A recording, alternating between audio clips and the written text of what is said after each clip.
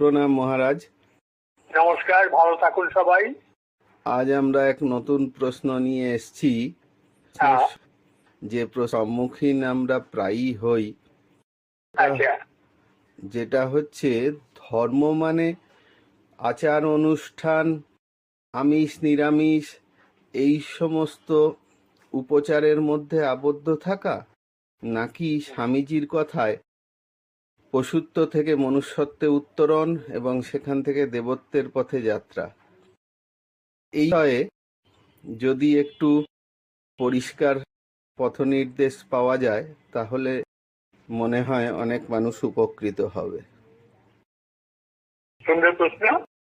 আমি একটা ছোট্ট প্রশ্ন করি, পাল্টা প্রশ্ন। আপনার অসুখ হলো, আপনি ডাক্তারের কাছে গেলেন, ডাক্তার প্রেসক্রাইব করে দিলেন, আপনি ওষুধটি কিনে খাওয়া শুরু করলেন। নিয়ম মতো খেয়ে দিনে 2 বেলা হোক 3 বেলা হোক, 7 দিন খাওয়া হোক, বা ডাক্তার 3 দিন যদি খেতে বলে। এখন ওষুধ খেয়ে যদি আপনার অসুখ না সারে, কম হয়, তখন আপনি কি করবেন?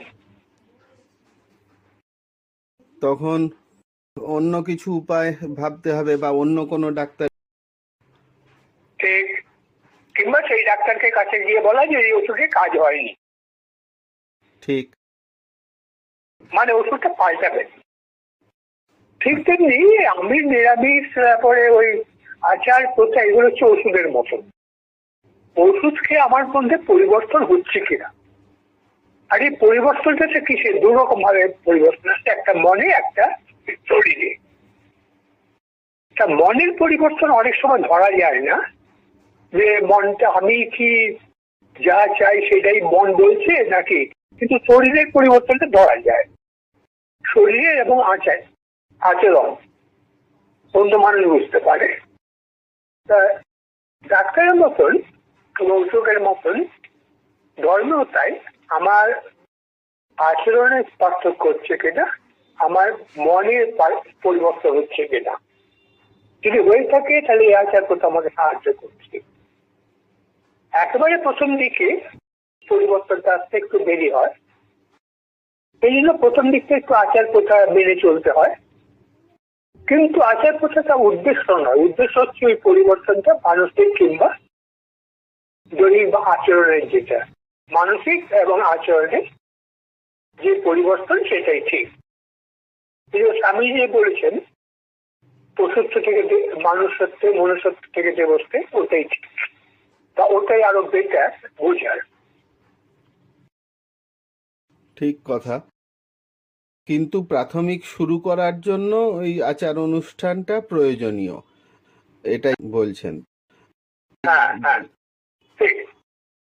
যেমন নাকি ধরুন স্কুলে যাওয়ার, যখন একটা ছেলে যাচ্ছে, তখন তো তাকে বলা হয় ফার্স্ট পিরিয়ডে এইটা পড়ো, সেকেন্ড পিরিয়ডে এইটা পড়ো, ইউনিফর্ম পড়ো, এই সমস্ত নিয়ম করে দেওয়া হয়।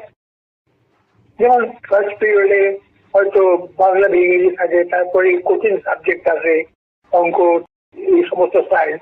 আর টিফিনের পরে যে ক্লাসগুলো একটু লাইট ক্লাস থাকে, যেমন এক্সট্রা কারিকুলার অ্যাক্টিভিটি। যখন কলেজে যায়, বহু কলেজে ইউনিফর্ম নেই, পড়াশুনো তখন একটুখানি চেঞ্জ হয়ে যায়। তখন কলেজের ছাত্র, ইউনিভার্সিটি ছাত্র, কলেজ ইউনিভার্সিটিতে যা ক্লাস হচ্ছে তার চেয়ে বেশি জোর বাড়িতে নিজে নিজে পড়া। ধর্মের ক্ষেত্রে আপনি একজন আচার প্রথা ততই কমতে থাকে, আচরণ এবং মনের পরিবর্তনটা তখন মূল হয়ে দেখা যায়। কিন্তু প্রথম দিকে আচার আচরণ এই প্রথা একটু থাকা দরকার, ওটা দরকার ডিসিপ্লিনের জন্য। ঠিক, খুব সুন্দর পথ নির্দেশ পেলাম। এই ব্যাপারেই স্বামীজির কথায় পশুত্ব থেকে মনুষ্যত্বে উত্তরণের যে যাত্রা, সেই যাত্রায় আমার অগ্রগতি কিছুমাত্র হচ্ছে কি হচ্ছে না, তার মূল্যায়ন খুব সহজে কিভাবে করা যেতে পারে যদি বলেন। আমি আপাতত ধর্মনাথে খুব সাদামাটা লজিকে আসি, যেটা নাস্তিকও বুঝতে পারবে। ওষুধ হচ্ছে ছিনিয়ে নেওয়া কারো কাছে খাবার। পশু সাধারণত ছিনিয়ে নেয়। আচ্ছা, মনুষ্যত্ব হচ্ছে ভাগ করে খাওয়া। এখন সমাজে থাকতে গেলে কোনটা আমার পক্ষে বেশি উপকারী, ছিনিয়ে নেওয়া না ভাগ করে খাওয়া? আমি যখনই ছিনিয়ে নিচ্ছি কিছু, সঙ্গে সঙ্গে আমার শত্রু তৈরি হয়ে যাচ্ছে। কিন্তু যখন ভাগ করে খাচ্ছি তখন আর শত্রু তৈরি হচ্ছে না। তাহলে আমি কোনটাতে বেশি উপকার পাচ্ছি? খুব জাগতিক দিক থেকে জিজ্ঞেস করছি। এখন অনেক বছর আগে পশ্চিমবঙ্গে দেখা গেছিল যে শিল্প সংস্থাগুলোতে ধর্মঘট ক্রমশই কমছে। এখন তো একেবারেই কমে গেছে। কেন? বহু আগে যখন ধর্মঘটগুলো হতো তখন শ্রমিকরা বুঝতেন না যে শ্রমিক স্বার্থের চেয়ে বেশি ইম্পর্টেন্ট কোম্পানির স্বার্থ। কোম্পানি বাঁচলে তবেই শ্রমিক বাঁচবে, ম্যানেজার বাঁচবে। এই না বোঝার জন্য তারা ছিনিয়ে নিতে আরম্ভ করলো। দোষ দিল মালিকের ঘাড়ে, তো মালিকও তো শ্রমিকদের ঘাড়ে দোষ দিতে পারে। এটা তো কোনো কথা নয়। বাড়ি বাড়িতে আপনি যদি যান দেখবেন যে ঝি চাকররা কাজ করে, কখনো তাদের অভিযোগ আছে, কখনো মালিকের অভিযোগ আছে। এই ভদ্রমহিলা বাড়ি, তিনি বললেন ঠিক মতো কাজ করছে না। তা পশুত্ব হচ্ছে ছিনিয়ে নেওয়া, মনুষ্যত্ব ভাগ করে খাওয়া। আমি তুলনামূলক ভাবে নিরাপদ থাকি এবং এগিয়ে যাবো, আমার জীবনটা স্মুথ হয় যখন আমি ভাগ করে খাই। সুতরাং পশুত্ব থেকে মনুষ্যত্ব ওঠা এটা একটা লজিক। আমি ধর্মের পথে না ভাবছি। ধর্মের পথে আসাটা মানে একটু নিঃস্বার্থ হওয়া। অন্যের সঙ্গে যখন ভাগ করে খাচ্ছি, তা ভাগ করে তো অনেক সময় দেখা যায় যে রাজনীতিতে খবর খানে, তুমিও খাবো তুমিও খাবো, সেরকম বলছে এর যে স্বার্থ থেকে আসছে।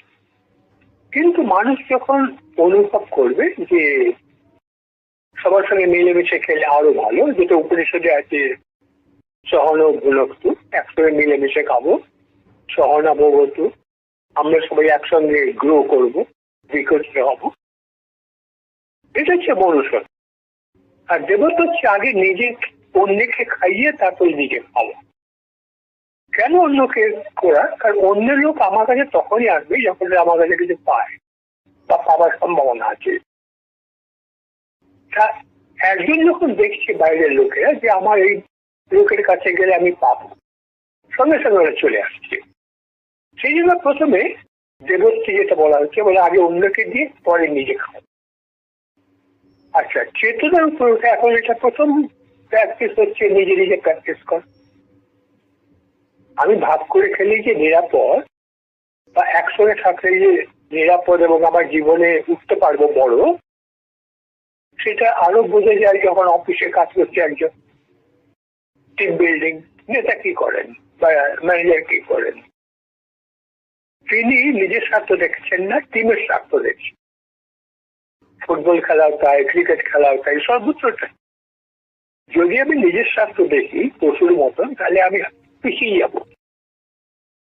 শুধু আধ্যাত্মিক পরিশ্রম থেকে নয়, জাগতিক ব্যাপারেও। সেই জন্য পশুর থেকে মনুষ্যত্ব আমি অভ্যেস করতে পারছি, চেষ্টা করতে পারি।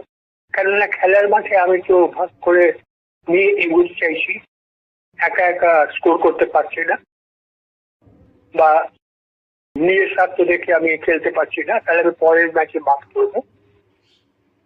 এবারে সেটাকে সচেতন ভাবে জীবনের অন্যান্য ক্ষেত্রে কাজে লাগানো।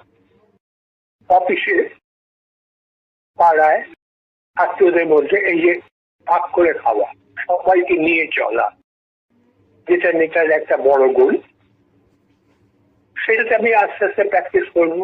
কেন? এখন আমি লজিক দিয়ে বুঝতে পেরেছি সেটা।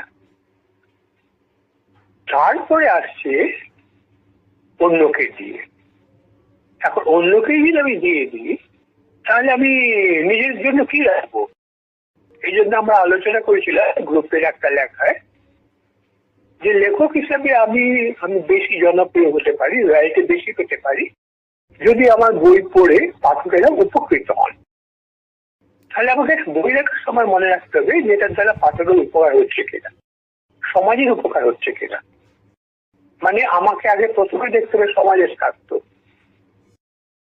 ভালো ডাক্তার হতে গেলে আমাকে দেখতে হবে, প্রথমেই যদি দেখি যে আমি কত পেট পাবো তাহলে আমি মারা যাবো, পিছিয়ে পড়বো।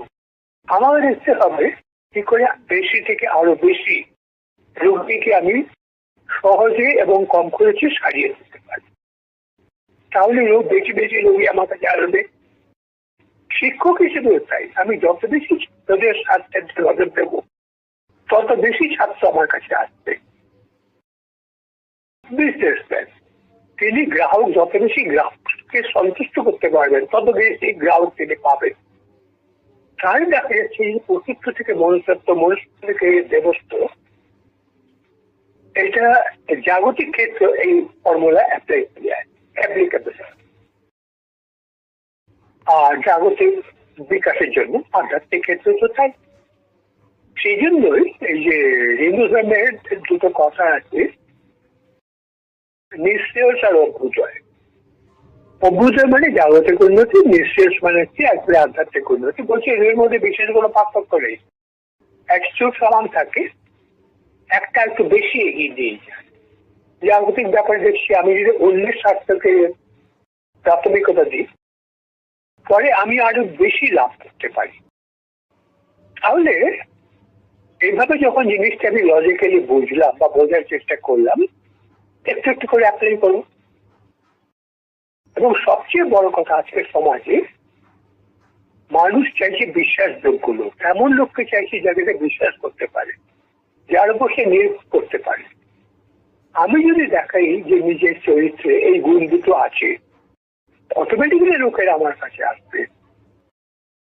অফিসে বস যদি বোঝেন যে একে কাজ দিলে এ ঠিক করে দেবে, কারণ বিশ্বাসযোগ্য, নির্ভরযোগ্য, তাহলে কিন্তু বস আমাদের বেশি কাজ দেবেন ঠিকই, কিন্তু তার একটা ফলে স্নেহ দেখতে থাকবে আমার উপর, গুড বুকে থাকবো অন্যদের চেয়ে বেশি।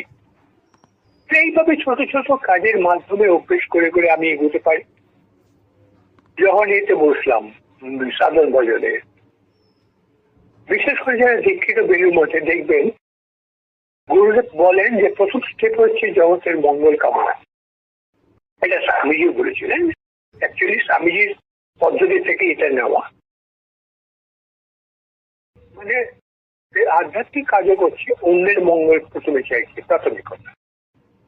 তাহলে এইভাবে যদি একটু সচেতন হয়ে করতে পারি, আপনার সুবিধে হয়। ঠিক কথা, খুব সুন্দর পথ নির্দেশ। মানে দৈনন্দিন প্রতিটি কাজের মধ্যেই সচেতন থেকে আমরা এই বিষয়ে নিজের মূল্যায়ন করতে পারি, সম্ভব। ঠিক ঠিক ঠিক করে এরকম রিসেন্টলি হকির মেন্স আর উইমেন্স টিম এই যে অলিম্পিকে গেল, এই দুটো টিমকে স্পন্সর করার জন্য 5 বছরে 150 কোটি টাকা দরকার। বড় বড় ইন্ডাস্ট্রি হাউস রিফিউজ করে, প্রত্যাখ্যান করলে অত টাকা দিতে পারবো না। নবীন পট্টনায়ক উড়িষ্যা, আজকে দেখুন তাকে লোকেরা কতখানি শ্রদ্ধার চোখে দেখছে। টাকাটা তো সরকারের ট্যাক্স থেকে এসছে, তো দেখুন নামটা তার হয়ে যাচ্ছে। যে মুখ্যমন্ত্রী তো আরো অনেক রাজ্যে আছে, 30 জন মুখ্যমন্ত্রী আছে ভারতবর্ষে, এত শিল্পপতি আছে, নাম হলো নবীন পট্টনায়ক। কেন? এই দেবস্থাকে অনুসরণ করেছেন। এই যে হয়ে গেল, বন্যা হয়ে গেল, প্রধানমন্ত্রী গেলেন, তারপরে নবীন পট্টনায়ক তাকে চিনলেন যে হ্যাঁ এত ক্ষতি হয়েছে, কিন্তু আমি এটা কেন্দ্র সরকারের উপর চাপাতে চাই না, কারণ কেন্দ্র সরকারের নিজস্ব খরচা আছে। দেখুন ছোট ছোট জিনিস তার ইমেজটা আরো বড় হয়ে যাচ্ছে। তাহলে এই যে লোকে বলে যে ভালো কেন হব, তাহলে দূরদৃষ্টি নেই বলেই প্রশ্নটা করে। আর যদি দূরদৃষ্টিতে দিয়ে দেখতো যে তারা রিটার্ন আরো বেশি পাচ্ছে, তাহলে অন্তত লজিক অনুসরণ, আমি সাধারণভাবে বলছি না, তাহলেও তারা বুঝতে পারত যে ধর্মে এই কথাটা কেন বলা হয়েছে। ঠিক ঠিক কথা, খুব সুন্দর এবং পরিষ্কার পথ নির্দেশ পেলাম আজ আমরা। অনেক অনেক ধন্যবাদ ও প্রণাম মহারাজ। নাম ভালো থাকুন, সবাই আপনারা ভালো থাকুন। আবার আমরা আপনার কাছে হাজির হব এমন কোনো নতুন প্রশ্ন নিয়ে। নিশ্চয়ই নিশ্চয়ই, ওয়েলকাম, সবসময় স্বাগত। ভালো থাক।